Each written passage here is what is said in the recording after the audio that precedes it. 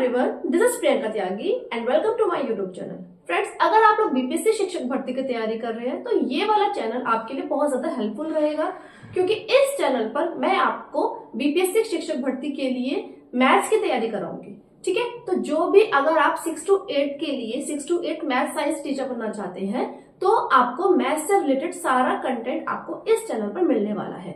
आज मैं इस वीडियो में मैं लेकर आई हूँ बीपीएससी टीआरई 3.0 जो 6 to 8 जो पेपर हुआ था उसका हम मैथ्स का एनालिसिस करने वाले हैं यहाँ पर कि किस किस चैप्टर से कितने कितने क्वेश्चंस आए हैं। ठीक है, तो देखो मैथ्स को अगर मैं मैथ्स की बात करूं तो मैथ्स को हम 2 पार्ट्स में डिवाइड करते हैं। आपका बेसिक मैथ्स होता है और एक आपका एडवांस मैथ्स होता है। ठीक है, अब जो लोग पीआरटी के लिए पीआरटी के लिए 1 to 5 के लिए तैयारी कर रहे हैं या फिर किसी और सब्जेक्ट के लिए भी आप अगर आपका सब्जेक्ट मैथ साइंस नहीं है, होम साइंस है, हिंदी है, तो मैथ्स तो देखो सबको पढ़ना है, बट आपको बेसिक मैथ्स पढ़ना है ना। बेसिक मैथ्स पढ़ना यानी कि आपको जो बेसिक जो मैथ्स होता है, जैसे कि आपके फ्रैक्शंस को कैसे सॉल्व करना है, सिंप्लीफिकेशन हो गया, रेशियो एंड प्रोपोर्शन हो गया, है ना, और आपका परसेंटेज हो गया, प्रॉफिट एंड लॉस, मतलब आपको 8th क्लास तक का जो मैथ्स होता है वो आपको पढ़ना है। ठीक, अब 6 to 8 वाले जो 6 to 8th क्लास के जो 6 to 8 के लिए मैथ साइंस टीचर बनना चाहते हैं आपको पढ़ना है 9th और 10th का। ठीक है, मतलब 6 to 8 तो आपको पढ़ना है, वो तो क्योंकि बेसिक मैथ्स में आएगा, क्योंकि आपका जो देखो आपको मालूम होगा इसमें 3 पार्ट आते हैं भाई। पार्ट 1 हो गया, पार्ट 1 आपका जो होता है, पार्ट 1 आपका होता है लैंग्वेज का, है ना। पार्ट 1 आपका पेपर होता है लैंग्वेज का। ठीक, उसमें 30 क्वेश्चन आते हैं, फिर 40 क्वेश्चन आपके जीएस के आते हैं। ठीक है, 40 क्वेश्चन आपके जीएस के आएंगे। क्लियर? शायद विजिबल नहीं है, थोड़ा सा मैं इसको से कर देती हूँ। ठीक है, अब दिखाई दे रहा होगा आपको।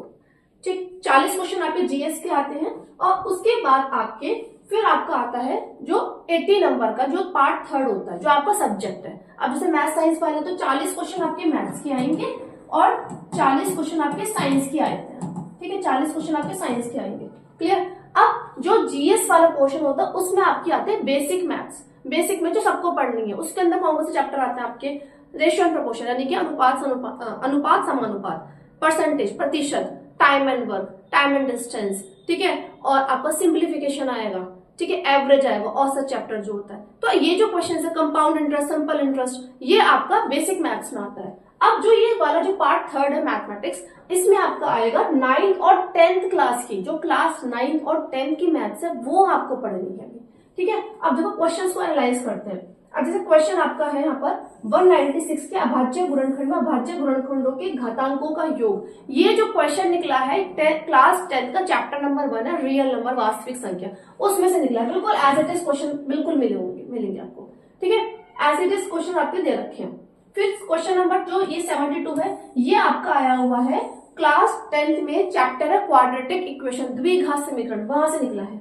फिर ये वाला क्वेश्चन आया है क्लास 10th में, एपी सीरीज है, एपी सीरीज समांतर श्रेणी, वहां से निकला है क्वेश्चन।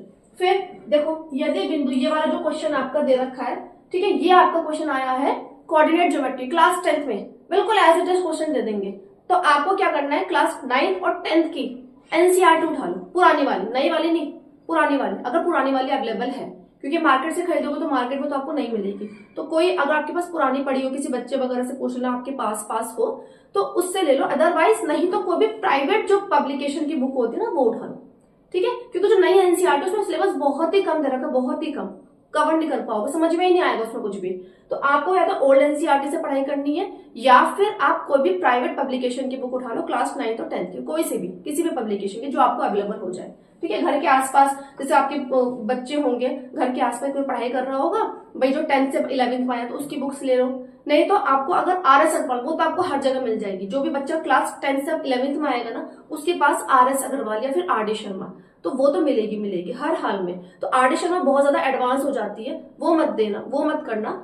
आपको उसमें से आप आरएस ले लो, आरएस ठीक है, और वो भी ना बस बेसिक जो क्वेश्चन है वो करने हैं आपको, एग्जाम्पल्स कर लो। ठीक है, और यकीन मानिए, विश्वास के साथ कह रही हूँ, अगर आपने वो बुक कर ली ना तो आपका सिलेक्शन बिल्कुल पक्का है, 101%। बहुत ही अच्छी किताब है और शायद आप लोगों ने भी पढ़ रखी होगी, है ना। देखो पढ़ तो सबने रखा है, पढ़ा आप लोगों ने रखा ही है, बस आपको क्या करना है, रिवाइज करना है, क्योंकि गैप इतना ज्यादा हो गया ना, 10 साल का, किसी का 15 साल का गैप हो गया, पढ़ाई छोड़ो, ऐसे भी लोग हैं।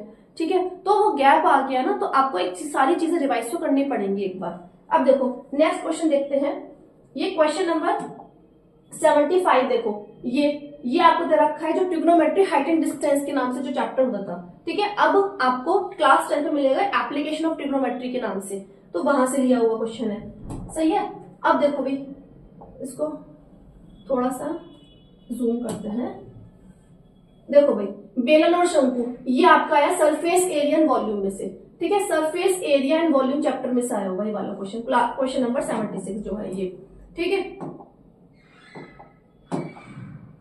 ठीक, अब देखो ये वाला जो क्वेश्चन है ये आपको कहां से आया, संधिभाव समकोण त्रिभुज ट्रायंगल वाले चैप्टर में से आया हुआ है। फिर उसके बाद क्वेश्चन नंबर 78, क्वेश्चन नंबर 78 देखो भाई, चक्रवृद्धि ब्याज, ये आपका है कंपाउंड इंटरेस्ट में से, ये कंपाउंड इंटरेस्ट में से क्वेश्चन लिया हुआ है, सही है। फिर उसके बाद देखो भाई क्वेश्चन नंबर 80, मूलों का योग गुणनफल, ये भी आपका द्विघात समीकरण क्लास 10th में से आपका आया हुआ है, ठीक है, क्वाड्रेटिक इक्वेशन में से।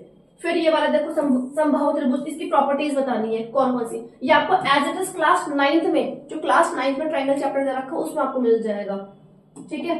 फिर अब देखो किसी वृत्त की परिधि त्रिज्या वाला क्वेश्चन, ये भी आपको सर्कल में मिल जाएगा, है ना, क्लास 10 के अंदर दे रखा है, ठीक है। सॉरी, क्लास 9 में भी ये चैप्टर है और क्लास 10 में भी दे रखा है। अब देखो यहाँ पे ये ट्रिग्नोमेट्री में से आया हुआ है क्वेश्चन, 83 क्वेश्चन, ठीक है। ये दो पासों को फेंकने पर योग 10 आने की प्रायिकता प्रोबेबिलिटी, ठीक है, ये भी आपको क्लास 10 में मिल जाएगा।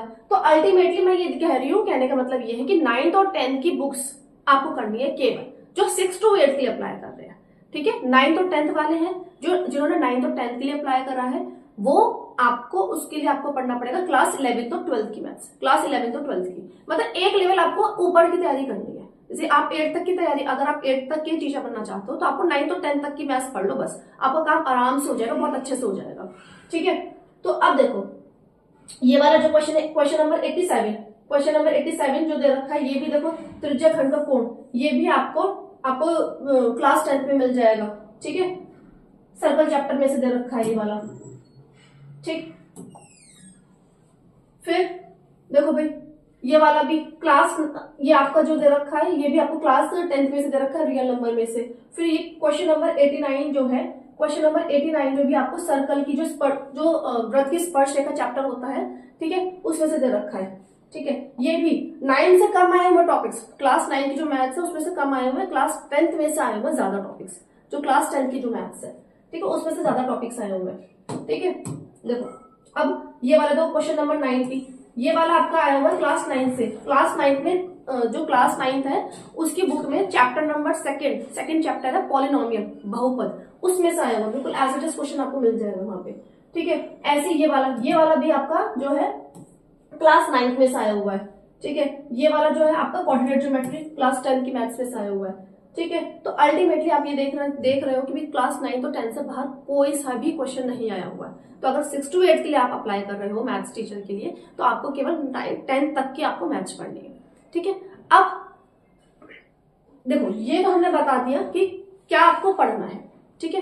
अब मैंने आपको बताया कि आप ओल्ड एनसीईआरटी ले लो, ठीक है, न्यू एनसीईआरटी मत लेना,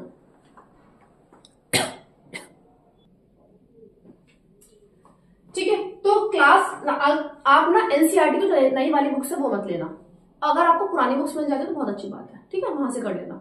और अब मैं आपको इस चैनल पर जो मैथ्स का से जितना भी मैथ्स का सारा कंटेंट है, चाहे आप 1st to 5 की तैयारी कर रहे हो, 6 to 8, 9, 10, है ना, तो जो भी मैथ्स से रिलेटेड सारा कंटेंट है वो मैं आपको इस चैनल पर प्रोवाइड करूंगी, ठीक है। मतलब एक वीडियोस एक सीरीज में बनाऊंगी, वो होगा बेसिक मैथ्स का, जो आपको सबको पढ़ना ही पढ़ना, उसमें मैं आपको शॉर्ट ट्रिक्स बताऊंगी, ठीक है, शॉर्ट ट्रिक्स की कैसे आप कम टाइम में आप इजीली आप ट्रिक्स से आप अपने क्वेश्चन को इजीली सॉल्व कर सकते हैं।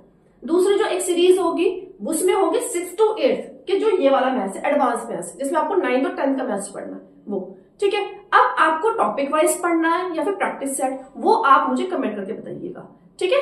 आप मुझे कमेंट करके बताइए कि टॉपिक वाइज स्टार्ट करें या फिर हम प्रैक्टिस सेट स्टार्ट करें, ठीक है। तो एक किरण पब्लिकेशन की जो बुक है वो मैंने ऑर्डर करी है अभी, किरण पब्लिकेशन की बुक पूरी सॉल्व करवाऊंगी, ठीक है। किरण पब्लिकेशन की बुक 4-5 दिन में मेरे पास आ जाएगी, ऑनलाइन अभी ऑर्डर करी थी तो वो भी आई नहीं है, आने वाली है। तो जैसे ही आएगी फिर हम उसमें से प्रैक्टिस सेट हम वो पूरी मैं आपको सॉल्व करवाऊंगी। ठीक है, तो बस आपको क्या करना है, आपको चैनल को सब्सक्राइब करना है। वीडियो को अगर आपको लग रहा है कि हाँ थोड़ा बहुत इस चैनल से फायदा हो सकता है तो लाइक कर देना, वरना मत करना, कोई बात नहीं। ठीक है, लेकिन सब्सक्राइब जरूर कर देना ताकि मेरा मोटिवेशन, मुझे एक मोटिवेशन मिलता है। देखो मोटिवेशन बहुत जरूरी है, आपके लिए भी मेरे लिए भी, है ना। मोटिवेशन आप भी देखो, कहीं ना कहीं टीचर्स होंगे, पढ़ा रहे होंगे, तो मोटिवेशन हम सबके लिए बहुत जरूरी है। तो आप भी मोटिवेटेड रहिए, मैं भी मोटिवेटेड रहती हूँ। ठीक है, चलिए मिलते हैं नेक्स्ट वीडियो में, और वीडियो को लास्ट तक देखने के लिए थैंक यू सो मच। ठीक है, चलिए ओके, थैंक यू, बाय।